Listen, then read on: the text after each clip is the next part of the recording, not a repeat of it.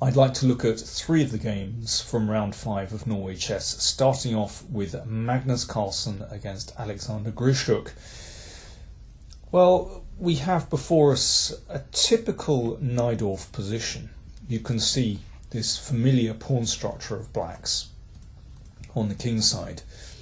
And earlier Carlsen had played a knight into d5 and this was exchanged off and he recaptured with the e-pawn. Now generally this structure doesn't present Black with any difficulties.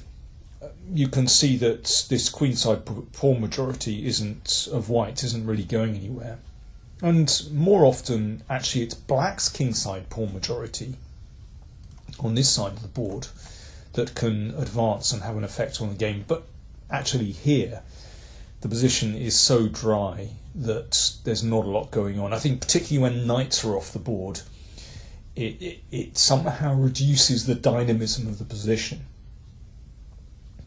And here Grischuk played bishop d8. I think looks like a good move to me. The bishop bounces round to b6 and is going to exchange off for this well-placed bishop on e3. But I think the position looks about equal. Carlsen played c4. So he's trying to do something with this queenside pawn majority, but it shouldn't have too much effect. Bishop b6, good move.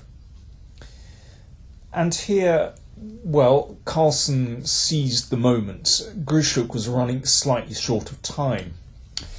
And, well, we know how strong Carlsen is in such situations. He's very good at presenting problems for his opponent, and he played c5 here, sacrificing a pawn. It's really only a temporary sacrifice. And it does present Black with a few difficulties. So the idea is that after this exchange, that opens up the diagonal for the bishop and gives White quite a nice pass pawn on d6. But of course it's well blockaded. There aren't any particular complications here. And Black should be fine. I mean, one way to go might be to exchange rooks here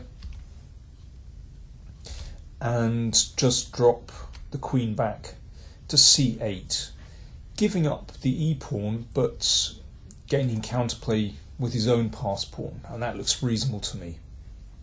Don't think Black should have any difficulties there. Instead, Grischuk played queen b6, which also, I would say, should be sufficient for Black.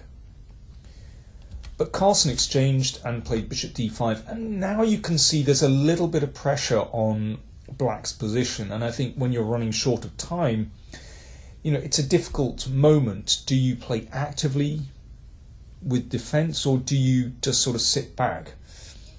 Well, Grischuk seemed kind of frozen here and played quite passively. One thing I should mention, of course, is queen takes d6 is impossible because of bishop f7. Queen came back to c8. And now queen b3, so pressure building here. Of course that can be taken care of. Queen c3, so pressure on both these pawns. And here, well, perhaps a good defense is to play queen f5 and g5, giving the king some room. And it's going to be difficult for White to organise the advance of this pawn when White always has to watch the king. You know, there are going to be potential threats to make some kind of perpetual. Black should be okay there. Instead, Grischuk played c4. Well, okay, that got taken off very easily, very quickly. And now there's a threat to check here. Bishop d7.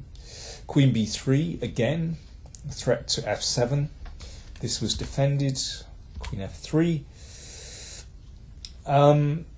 You can see that Grischuk is playing planlessly, whereas Carlsen is maintaining the pressure. h5 is a good move, cramping Black's kingside, a typical squeeze move, very nice move. And here, well, I think Black should try e4 to, well, make White aware that sometimes, you know, Black can gain counterplay with e3. going to be a difficult defence, but possible, I would say. Black, I think, should still defend. Instead, Grishuk, short of time, just shuffled back and forth. And now you can see that with the queen on e4, that gives white more control. You know, sometimes it's going to be possible to occupy this diagonal if black isn't careful. And, well, that's another reason for playing h5. Bishop c6. Okay, obviously preventing white from preparing these threats, but bishop d5. Now, of course, an exchange will be to white's benefit. It's going to be easier to try and roll that pawn forward. So the bishop came back. King g2, nice and steady. Now there's no particular rush. But here, this is the 39th move, so just one move to go before the time control, and Carlsen threw in a very unpleasant move for Grishuk to deal with. So more pressure on the pawn here. Probably black should sit tight, but after this exchange, then white is still rolling forward. It's a classic Carlsen type position where, you know, white can gently move up the board, perhaps shift the bishop round to this diagonal. White in control there, but that's what black should try and do. Instead, Grishuk took on f4, and this was fatal. Bishop f7. Well, he must have overlooked this move. Of course, if the bishop is taken, the d-pawn rolls through. And now this is a very simple win for white. In fact, in this position, Grishuk resigned. There's an obvious way to win. You just win the bishop. So first of all, the king comes round.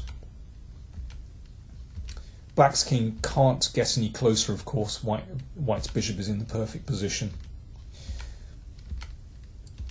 And here, well, there are basically two ways to win. You can just win this bishop. And, well, let's just see this. This is the elegant way for white to win. So, by Zugzwang,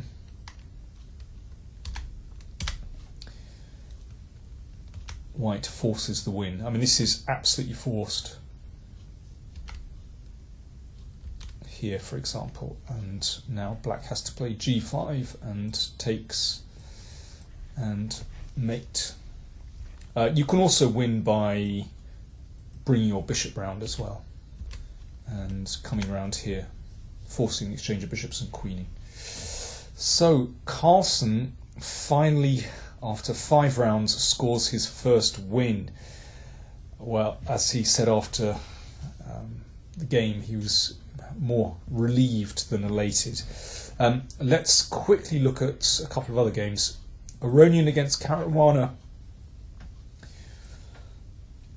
Let's just go back a couple of moves. So Aronian with the white pieces, he has some pressure. You know, these knights look pretty good. There's a bit of pressure on the pawn on d5, but black should be able to defend here, and Caruana played g5. It's a good move. Breaking out and playing g4, and this upsets white's king and gives black some nice squares in the middle of the board. So Aronian took this, check. Of course, white would like to defend that g-pawn, but then queen h1 is mate. So black recovers the pawn, and you can see that that has weakened white's king. It's also weakened black's king, but this position should be level now. But here, well, again, it's move 39. Perhaps time was once again a problem.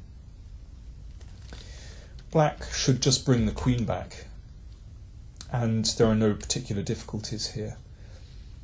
Instead, Caruana misjudged the following endgame. He exchanged queens with this little combination. So he's won a pawn, but allowed white's king into the position, and basically white's king is heading for these pawns, and there's not a lot that black can do about it. So this is how the game went. If the knight checks on g4, then the king just heads over and is able to take both those pawns, and then two connected passed pawns will win. And that's basically what happened in the game. It went king d6. Just for a moment, white defends and whips off that d pawn, and now the king came across and basically took both pawns, and well, in a few moves after that, these pawns advanced, and that was the end of the game. So yeah, short of time, a bad misjudgment from Caruana, who's suddenly having a bit of a rough time in the tournament, but good for Aronian, who's recovered a little bit. He's on 2 out of 5, but yeah, he's not in great form at the moment. And then the last game to finish. Now this was a bit of a tragedy. John Ludwig Hammer, Norwegian, against Veselin Topalov, who's leading the tournament. And here, well, this was an incredibly tough game. Hammer had played extremely well in this game, but Topalov had defended tenaciously.